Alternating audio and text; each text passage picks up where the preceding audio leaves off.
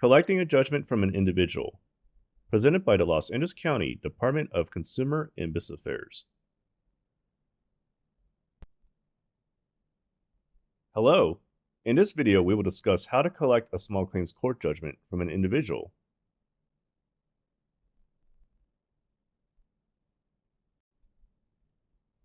Topics covered. When is the judgment enforceable? Limitations on collecting a judgment. Judgment debtor hearing. Collecting from an individual. Collecting from a bank account. Collecting from wages. Claim of exemption filed by the debtor. Other methods of collection. And adding collection costs and interest to the judgment.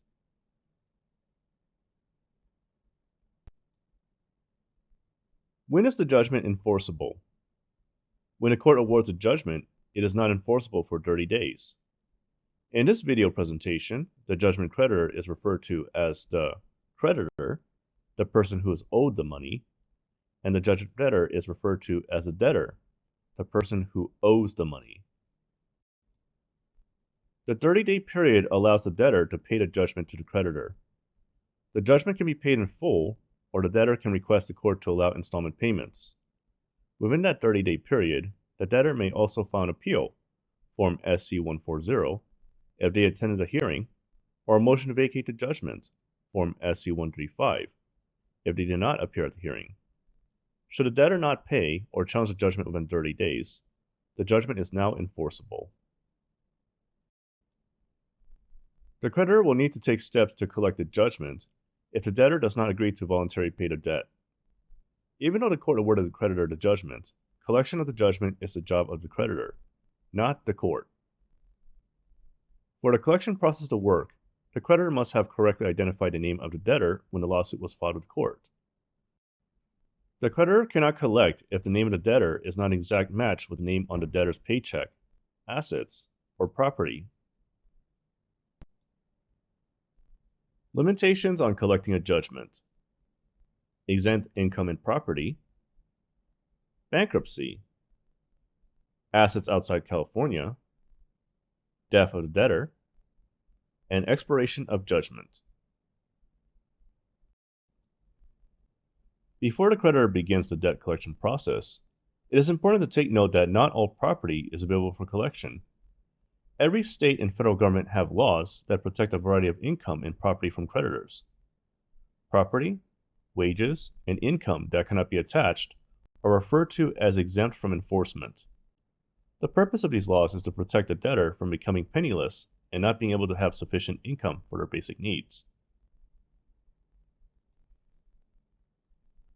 In California, a list of property not available for collection is found on the Judicial Council form Exemptions from the Enforcement of Judgments, Form EJ-155. Common examples of exempt property are tax returns, Social Security benefits, student financial aid for expenses, and unemployment insurance benefits. Federal law protects a portion of a debtor's wages. A creditor cannot take more than 25% of a judgment debtor's disposable income. There can only be one wage garnishment in place at any time. There are other factors that affect the ability to collect a judgment. For example, 1. If the debtor files for bankruptcy, the judgment may be discharged. 2. A California judgment is only collectible in California. If the debtor has income and assets outside the state, the creditor may need to apply for the judgment to be recognized in the state where the income and assets are located. This is called a sister state judgment. 3. The death of the debtor may impact the length of time the judgment is collectible. 4. Money judgments automatically expire after 10 years. To avoid losing the ability to collect a judgment, the creditor must file a request for renewal of judgment with the court before the 10 years is up. Otherwise, the judgment will no longer be enforceable. Judgment debtor hearing. Judgment debtor's statement of assets, Form SC-133. Required forms. Order to produce statement of assets, Form SC-134. Application and order for appearance and examination, Form EJ-125, Small Claims Subpoena, Form SC-107. Signed, Sheriff's Instructions. After the court hearing, the court clerk will mail the judgment debtor's statement of assets, Form SC-133, to the debtor along with the original judgment. If the debtor does not challenge the judgment or voluntarily pay within 30 days, the debtor must complete and mail this form to the creditor. On this form, the debtor lists their income and assets. Unfortunately, many debtors do not fill out and deliver the Form SC-133. So, for the creditor to find information about the debtor's assets, the creditor might consider requesting a debtor's examination. To request an examination, the creditor files the Order to Produce Statement of Assets and to Appear for Examination, Form SC-134. If the creditor wants the individual who will be examined to bring written documentation to the hearing, the creditor will need to file the Small Claims Subpoena, Form SC-107, as well. At the hearing, the creditor can ask questions about the debtor's income, bank accounts, home, and other assets, as well as ask the debtor to empty his or her pockets in front of the judge in order to take any cash or view bank parts, etc. To learn more about how to request a judgment debtor hearing, view the information on our website. Collecting from an individual. Bank accounts, income and wages, suspension of a driver's license, car levy, spouse's accounts and wages, seizures and turnover orders, and property lien. The most common ways of collecting from an individual are levying bank accounts or garnishing their wages. If the lawsuit was regarding a car accident that occurred on a California highway, there is the option to suspend the debtor's driver's license. Car levies are not recommended, as they are complex and not always profitable. There is also the possibility of going after the debtor's spouse's accounts or wages, or requesting a seizure and turnover order on the debtor's income from sources such as commissions or rent, if they are a landlord. Most of these options require a court order.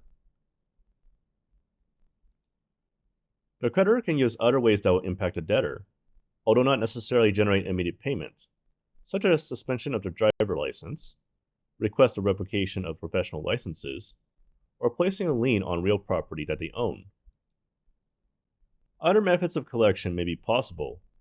Please feel free to visit our website or call our small claims advisors for more information.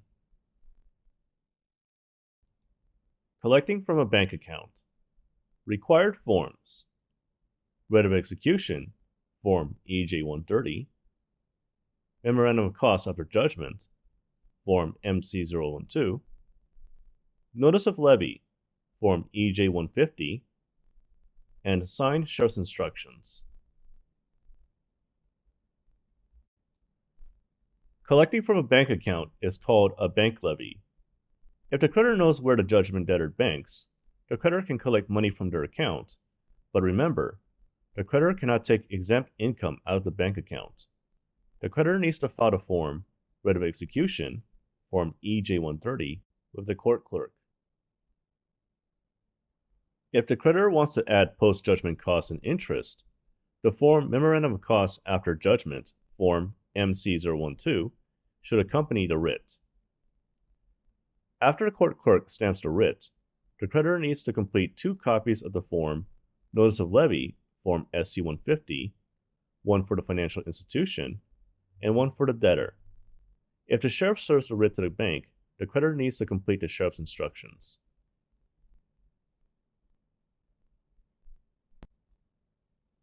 Collecting from wages. Required forms. Writ of execution, Form EJ-130. Memorandum of Costs after judgment, Form MC-012. Application for earnings withholding order, wage garnishment, Form WG-001. Confidential statement of judgment debtor's Social Security number, if the creditor knows the debtor's Social Security number, Form WG-035. And signed Sheriff's Instructions. Collecting from wages is called a wage garnishment. If the creditor knows where the judgment debtor works, the creditor can collect money from their wages. The creditor can collect up to 25% of the wages until the judgment is paid in full. 25% is the total for all garnishments. So if another garnishment is already in place, there may not be any funds available for the creditor to collect until other creditors are paid in full. Additionally, the creditor can only garnish wages if a third party employs the debtor, which means if the debtor is self-employed, wages cannot be garnished. In addition to the forms Writ of Execution, Form EJ130, Memorandum of Costs after judgment, Form MC012, and the Sheriff's Instructions, the creditor needs to file the form Application for Earnings Withholding Order, Wage Garnishment, Form WG001, and the form Confidential Statement of Judgment Debtor's Social Security Number, Form WG035, if the creditor knows the debtor's Social Security number. Claim of exemption filed by the debtor. Bank levy required forms. Claim of exemption, enforcement of judgment. Form EJ160. Financial statement, EJ165. Wage garnishment required forms. Claim exemption, wage garnishment. Form WG006. Financial statement, Form EJ165. Opposition to claim of exemption filed by the creditor. Bank levy required forms. Notice of opposition to claim of exemption, enforcement to judgment. Form EJ170. Notice of hearing on claim of exemption, wage garnishment. Form WG010/EJ175. Wage garnishment required forms. Notice of opposition to claim of exemption, Form WG009. Notice of hearing on claim of exemption, Form WG010/EJ175. In the event the debtor believes money taken from the bank account or wages are protected because it comes from an exempt source, the debtor has 10 days to object after the notice of levy is served to the bank. To challenge the levy, the debtor files the forms Claim of Exemption, Enforcement of Judgment, Form EJ160, or the Claim of Exemption, Enforcement of Judgment or Wage Garnishment, Form WG006, and financial statement with the Sheriff's Office that served the levy on the bank or the wage garnishment. The debtor can file a claim of exemption even if the income in the account is not from an exempt source. If money in the account is used to pay for the debtor's basic needs, such as food and shelter, the debtor may file a claim of exemption based on hardship. The creditor is able to challenge the reasons that the debtor has given to exempt property, wages, or income from collection. The Sheriff's Department notifies the creditor if the debtor had filed a claim of exemption. If the creditor wants to file an opposition, the creditor has only 10 days from the date that the sheriff mailed a claim of exemption notification to the creditor to file an opposition with both the court and Sheriff's Department. With this opposition, a hearing will be scheduled where the judge decides on the merit of the claims.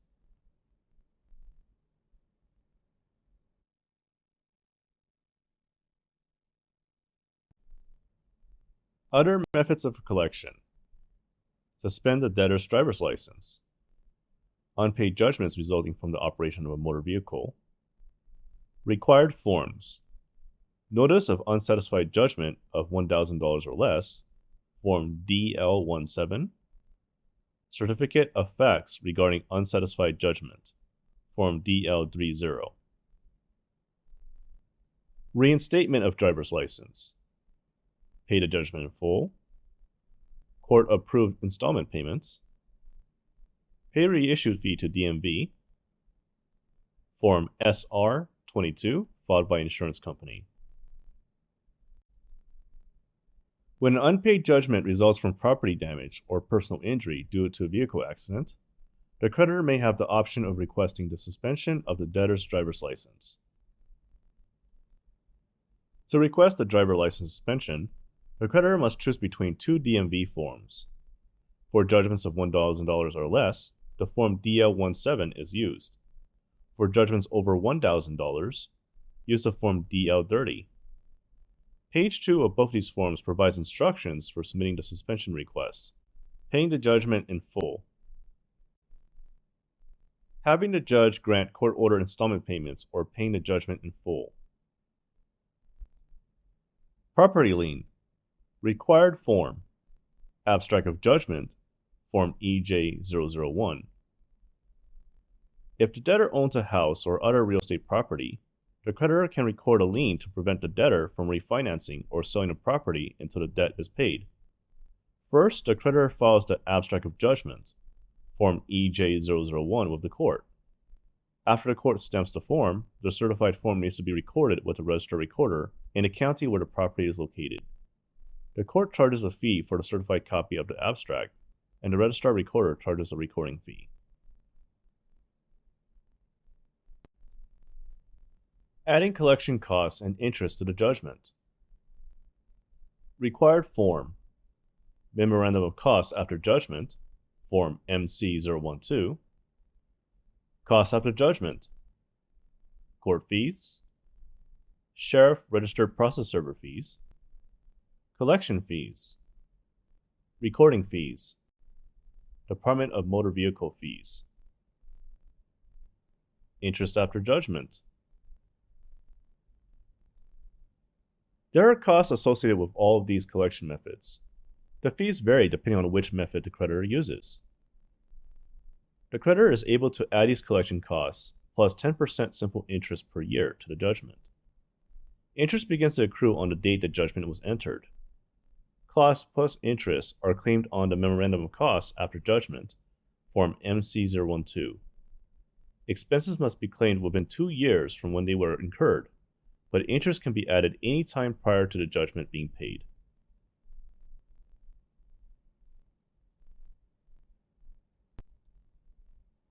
If you would like additional information about the small claims court process, visit our website https://dcba.lacounty.gov/small-claims/.